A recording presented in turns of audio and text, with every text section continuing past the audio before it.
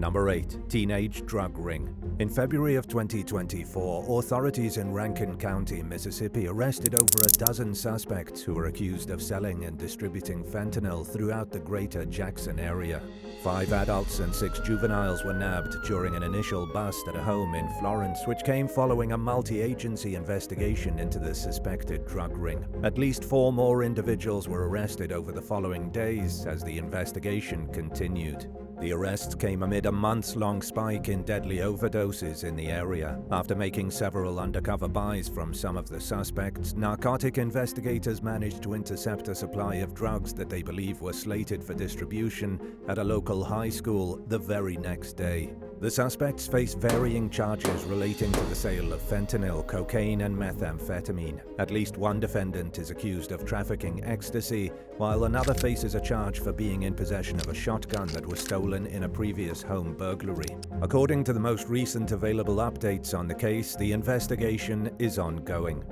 Number 7. James Hayes. On a Saturday afternoon in July of 2013, 42-year-old James Hayes entered a convenience store in Ambridge, Pennsylvania, and pointed a BB gun at the clerk, Abdul Belaouni. The attempted robbery was quickly thwarted by Belaouni, who reached behind the counter and pulled out a real gun. Belaouni wrestled Hayes to the floor, at which point Hayes gave up on trying to rob the store. As he fled the store, Belaouni gave him one last kick in the rear end for good measure, then called the police and resumed his workday. A police spokesperson pointed out that the situation could have turned out much worse and commended Belaouni for showing restraint, noting that Hayes was lucky the clerk didn't shoot him. While reviewing surveillance footage of the botched robbery attempt, a police officer recognized Hayes, who had reported a hit-and-run to law enforcement earlier that day. He was captured a short while later when police paid a visit to his home and were met by a neighbor who said there was a man with a gun in her apartment. Hayes apologized for his actions as he was being taken into custody, but it didn't spare him from being booked into jail with bond set at $20,000. The outcome of the case is unclear.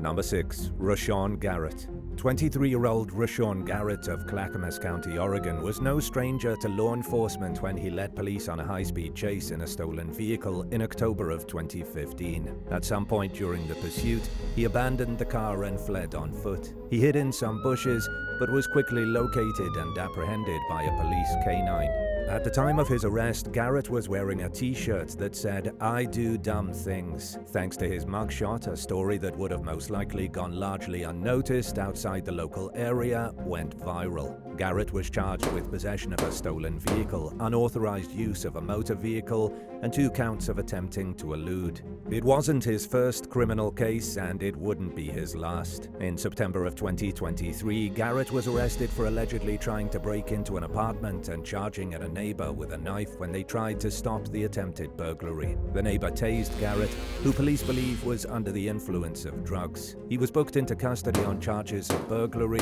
criminal mischief, menacing, and unlawful use of a weapon. Number 5. Tiffany Gwen Weaver. When 29-year-old Tiffany Gwen Weaver's boyfriend was sentenced to 30 years for manslaughter in 2006, she visited him in a Baltimore jail while posing as his defense attorney so they could get some alone time away from the prying eyes of guards. She presented jail staff with an ID card that appeared to be issued by the Maryland State Bar Association, bearing the credentials of an actual lawyer named Amanda Spren.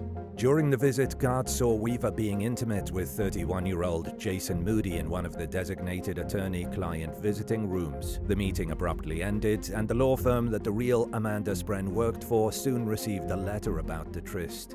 Investigators met with Spren, who was on maternity leave at the time and had never represented Moody. They quickly discovered that Weaver had posed as Spren in order to gain access to the jail and arrested her on multiple charges, including forgery, fraud, and false use of government identification.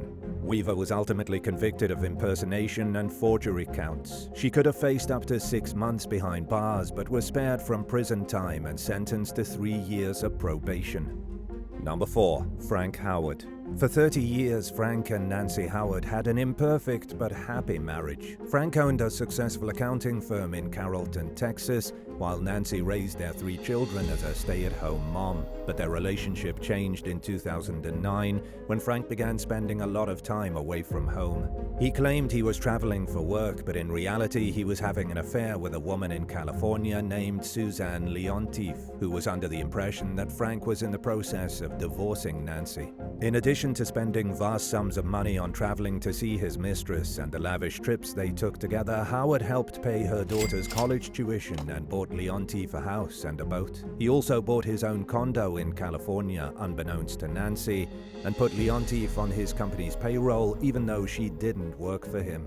Frank also gave millions of dollars to a career criminal named Billy Earl Johnson, who he hired to kill Nancy after deciding that he wanted out of his marriage without incurring the costs of a divorce. During their first meeting, Frank gave Johnson $60,000 in cash to get the job done. But Johnson had no real intentions of killing Nancy. His only goal was to swindle money out of Frank, and he always had a reason for why he was unable to follow through with the murder. He also came up with excuses for why he supposedly needed more money in order to carry out the hit. In order to meet Johnson's financial demands and finance his double life, Frank embezzled money from wealthy clients. After finally realizing that he was being swindled by Johnson, he paid a man named Michael Lawrence to kill Nancy. In 2012, he approached Nancy at her home and shot her in the head. She survived, and investigators eventually uncovered the murder plot and identified the people involved. In 2014, Frank was found guilty of attempted murder and sentenced to life in prison with the possibility of parole after 30 years, which means he'll be in his mid-80s before he has a chance at seeing freedom again. Lawrence was sentenced to 60 years in prison for aggravated assault with a deadly weapon. Billy Earl Johnson was convicted in an unrelated drug trafficking case and is currently serving a 24-year federal prison sentence. Number 3. Sean Powell. Over a 2-year period starting in 2009, members of a malicious online group called PrankNet placed dozens of harmful prank phone calls to businesses and civilians throughout the United States. Posing as corporate managers, fire alarm company representatives, and other authoritative figures, the callers typically targeted hotels and fast food restaurants. They tricked their victims into damaging property, including by activating fire sprinklers and breaking windows, and to engage in humiliating acts like taking their clothes off. In addition to coordinating the prank calls with one another, the PrankNet group influenced members to commit similar acts. The group was linked to nearly 60 incidents, resulting in at least $60,000 worth of collective damages. For years, PrankNet members bragged about being untraceable to law enforcement while routinely taunting their victims. But they were wrong, and the group's downfall came following a 2-month investigation by the Smoking Gun. Editor William Bastone uncovered the names and addresses of several prolific PrankNet members, which he posted online and passed on to law enforcement. The first PrankNet member to be arrested was 24-year-old Sean Powell, a regular of the group who went by the handle Slipknot Psycho. In 2009, he called an Arby's restaurant in Baytown, Texas, posing as a member of the local police department. He persuaded a staff member to activate the fire suppression system, causing overhead extinguishers to flood the kitchen with foam. Powell instructed the employee to break a window to combat the foam's toxicity, but thankfully they didn't listen. Investigators traced the prank call to Powell, who reportedly admitted to his role in the crime and was charged with criminal mischief. Luckily for Powell, damages to the restaurant were estimated at nearly $1,400, which meant that he narrowly avoided a felony charge for causing damages in excess of $1,500. He ultimately spent 13 months in jail. One of the harshest sentences resulting from the PrankNet scandal was handed to James Markle, who spent 5 years in a Texas prison for causing $5,000 in damages to a McDonald's restaurant. He was connected to at least 2 other prank calling incidents, including at a hotel in Louisiana where a front desk clerk was persuaded to drink urine. While most PrankNet members avoided serious legal consequences, the Smoking Gun expose played a major role in dismantling the group by proving that they weren't untraceable. After openly bragging about how they would never get caught, members ran away with their tails between their legs, and most most refused to speak with the media. And while harmful prank calls are still a reality that restaurants and hotels are sometimes faced with, they no longer appear to be happening on a large scale or at the hands of an organized group. Number 2. Breaking out of and back into prison. In 2019, authorities received repeated complaints claiming that inmates were routinely escaping from a federal prison in Beaumont, Texas, and returning to the facility with cell phones and alcohol. Acting on the reports, U.S. Marshals and Jefferson County Sheriff's deputies waited outside the prison in hopes of catching the culprits in the act. Sure enough, they spotted 4 men leaving the prison late at night. The inmates were seen cutting through a neighboring property before returning with bags filled with whiskey, cell phones, and other contraband. 34-year-old Julian Lemus, 25-year-old Leo Martinez, 35-year-old Silvestre Rico, and 45-year-old Robert Young were charged with escape. Their arrests came amid a troubling string of escapes from the minimum security prison. In 2018, an inmate named Joshua Hansen was busted for repeatedly leaving the prison and coming back with alcohol, tobacco, and home-cooked meals. Even after the arrest of the 4 prisoners who were caught together, escapes continued to happen. A neighboring rancher alerted authorities to the problem when he got sick and tired of inmates crossing through his yard to retrieve bags filled with contraband that were left at designated drop-off points by people on the outside. In 2021, an investigation led by Inspector General Michael Horowitz revealed disturbing shortcomings in the facility's security, which enabled inmates to leave for hours at a time by placing dummies in their beds and having other inmates pose as them during their absence. According to the U.S. Attorney's Office, most of the escapees were low-risk inmates who were at the tail end of their sentences and were due to be released in the near future. But those who chose to sneak off instead of patiently waiting out their time ultimately got caught, which only delayed their return to freedom by adding extra time onto their sentences. And now for number 1. But if you want to hear even more stories, stay tuned for some extra content that you might have missed. Number 1. Alexander Gonzalez. In February of 2016, law enforcement responded to multiple late-night calls about a man trying to break into homes in a residential area of Las Vegas. According to a police report, 40-year-old Alexander Gonzalez tried to force his way into one home by slamming his shoulder into the door. He knocked on the front door of another home, then banged on the sliding glass door of a third house. The couple who lived at the home overheard the banging and noticed that Gonzalez was armed with a knife. One of the homeowners shot Gonzalez in the face and arm during a confrontation in the kitchen, where police found the accused burglar sitting on the floor with bleeding wounds. He survived his injuries and was booked into the Clark County Jail on suspicion of burglary with a deadly weapon, attempted home invasion, and a drug trafficking charge for having methamphetamine in his possession. Gonzalez claimed that he was only carrying a knife because 3 people were chasing him that evening and that he was trying to seek refuge at the home where he was shot. During a jailhouse interview with local station News 3, he said that he had left his house to get some beer because he was arguing with his wife, but he didn't go into detail about how the night supposedly culminated into him being chased through a neighborhood on foot. During a court hearing, homeowner Sean McNamara testified that he made it clear to Gonzalez that he had a gun. When Gonzalez said that people were chasing him, McNamara told him to sit down and that the police were on their way. But Gonzalez ignored the instruction and climbed into the house through the doggy door, prompting McNamara to shoot at him. Prior to his arrest, Gonzalez had 6 felonies on his record dating between 1996 and 2002, including a robbery conviction that he served prison time for. Unfortunately, updates on the home invasion charges have not been forthcoming, leaving the outcome of the case unclear. 11. Burglar leaves behind personal info. In a crime that's been described by police as fairly unsophisticated, a burglar in East Harrington, England, was arrested by law enforcement after leaving a backpack holding paperwork with his personal details on it at the crime scene. After breaking into a garage and stealing some cleaning equipment, 43-year-old Malcolm Pike forgot to take his bag with him during his escape.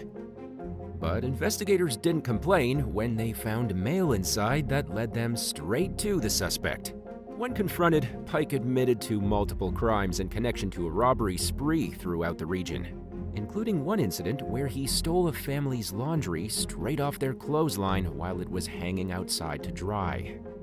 he pleaded guilty to 2 burglary counts and 2 charges of theft. For his stupidity, he was sentenced to 4 years in prison. In a statement made after the sentencing hearing, a police spokesperson described Pike as a prolific thief who has consistently proven a disregard for the law and the welfare of others. The agency credited Pike's mistake of leaving his personal items behind with helping the law catch him and bring him to justice. 10. Cell phone thief cries the blues. When John Bell went into a Houston cell phone store back in April 2017 and demanded cash from the register, Katrina Leon flat out told him no and rushed both her coworkers and customers outside. What Bell didn't notice is that when Katrina went out of the store, she locked the door from the outside. He continued to mindlessly grab a bunch of cell phones, thinking he just hit a big payday, and was shocked when he realized he was locked in the store and couldn't escape.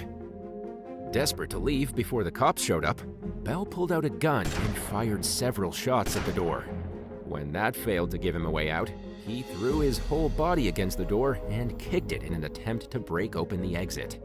The armed thief eventually started begging, desperately dropping to his knees and pleading with Katrina to let him out. In surveillance footage of the burglary, Bell was heard saying, "I'm sorry, please," and "I have nothing." After being threatened and shot at, though, the store's workers were not about to simply let this guy get away with his crimes. The door stayed firmly locked until the police arrived and took the attempted thief into custody for aggravated robbery. It soon came to light that Bell was on probation for a previous aggravated robbery conviction for burglarizing another store at gunpoint just 2 years earlier. He clearly had not learned his lesson the first time, and any leniency he received in the past went straight out the window. The judge revoked Bell's deferred sentence for the last robbery and sent him straight to prison for 12 years. He became eligible for parole in 2022, but is still behind bars for now. Bell could end up staying there until his maximum release date comes in 2028. 9. Burglar gets trapped in chimney. The police are typically the last people a thief would want at their crime scene before they escape. But during 2018's holiday season, a 22-year-old Australian man had no choice but to call the authorities for help when he got stuck inside the chimney of a pharmacy he was trying to rob. By the time emergency responders arrived at the crime scene in Lancefield, about 43 miles, 70 kilometers outside Melbourne, the suspect was already covered head to toe in black soot. The thief got to the pharmacy earlier that night. When he tried going in through the door, he triggered the alarm and left the scene. But he was apparently still determined to get inside, and returned later on with the intention of getting inside the store one way or another. When authorities responded to the man's call for help, he claimed that he'd been on top of the pharmacy's roof taking photos of the night sky, but he didn't even have a camera with him, and a balaclava was discovered at the scene. Not exactly something someone would wear for an innocent photo session, especially since the summer heat was raining down in Australia at the time. Authorities arrested the man for burglary, and while he wasn't happy to face criminal charges, he was lucky that he only suffered minor injuries. 8. Jammed up jewelry thief. In 2018, a careful jewelry store owner in Chonburi, Thailand, was quick to notice a man who was suspiciously trying on a 500-pound, $640 gold chain. Suspecting that the shopper was actually a thief and not just a customer, 41-year-old Jarai Nitikaran decided to lock the front door from behind the counter. He silently activated the store's emergency security system as well. When the shoplifter tried to run out of the store, he was surprised after realizing he was trapped inside. Left with no other choice, he returned the chain to Nitikaran and was immediately arrested for stealing. When confronted with security footage of the theft during police interrogation, 27-year-old Suphachai Panthong admitted that he did try to shoplift. He told them a sob story about how he had just lost his job and really needed the money. But he wasn't let off the hook for his crime. When the story broke out online, he was still awaiting sentencing. But Thailand's criminal justice system is notoriously heavy-handed, so it wouldn't be surprising if he ended up serving time in prison. 7. Clumsy carjacker. A group of burglars in Key Biscayne, Florida, made headlines back in May 2023 after the local police chief described them as some of the dumbest criminals he'd ever seen. Surveillance footage of the incident showed a group of 4 masked intruders as they broke into the garage of a home and stole the owner's Cadillac Escalade. The theft triggered the expensive car's anti-theft system, which captured video evidence of the young man in the driver's seat struggling to get the SUV out of the garage. When he finally shifted the Escalade into reverse gear and stepped on the gas, he backed the SUV right up into a wall, then crashed into another vehicle that was parked outside in the driveway.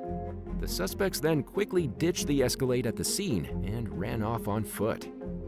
Police released video footage of the crime in hopes that members of the public would be able to identify the young men, who apparently didn't realize that it's a good idea to know how to drive first before trying to steal a car. 6. Gumball machine theft goes south. A California man made news headlines across the country in 2018 when video footage of his failed attempt to steal a gumball machine from an animal shelter went viral online. The video showed the suspect walking inside the Front Street Animal Shelter in Sacramento through a broken door and grabbing the large machine, which was quite noticeably taller than him. It was a strange way for someone to spend their Friday night, to say the least. And the situation only got more bizarre and hilarious as the thief struggled to get the machine out of the building. As soon as the man picked up the machine, the lid of the candy dispenser fell off. Instead of putting it back, he repeatedly kicked the door in an attempt to knock out more of the glass and make an opening large enough for him to fit the contraption through. He then tried cramming the machine in through the opening, but he couldn't get it to budge. The thief then crawled backwards through the opening and tried to pull the machine outside, even though it was obviously too big to fit through the small space. After seeing that the shelter had a back door, the suspect carried it out effortlessly. But the backyard was fenced in, so the man struggled to get the machine over the barbed wire fence surrounding the facility. He eventually managed to get it over, but after all the abuse the machine took during the theft, it probably wasn't in great shape once it finally got off the property. Footage of the idiotic robbery circulated all over, but it's unclear if the suspect was ever arrested. 5. The Goldilocks intruder. In 2014, retired British couple Martin Holtby and Pat Dyson were shocked when they came home from vacation to an intruder sleeping in their bed. They were even more surprised after realizing that the man had washed their dishes, bought some groceries, and even did his laundry. In fact, the house was in better shape upon the couple's return than it had been when they left. The intruder also treated himself to a scented bubble bath during the 2 days he spent living in the home as if it was his own. Martin Holtby admitted later on that he and Pat were shocked but not scared by the uninvited guest. In fact, the stranger seemed more afraid of the couple than they were of him. When Pat heard her husband yelling at the intruder to get out of their bed, she rushed upstairs and found the man cowering under the bed sheets. Police arrested 28-year-old Polish immigrant Łukasz Chonowski, who reportedly became homeless thanks to a confusion resulting from a large language barrier. He claimed he didn't think anyone was living there after seeing the overgrown plants outside and noticing that no one was in the house. Chonowski admitted to the crimes. He received a conditional discharge, which meant that he'd remain free as long as he stayed out of trouble. Thankfully, no serious damage was done, and nobody got hurt. Holtby and Dyson even joked about the incident not long after, describing the situation as a bit like Goldilocks and the Three Bears, with Chonowski being the tiny baby bear in this case. 4. Purse thief accidentally admits to crime on national TV.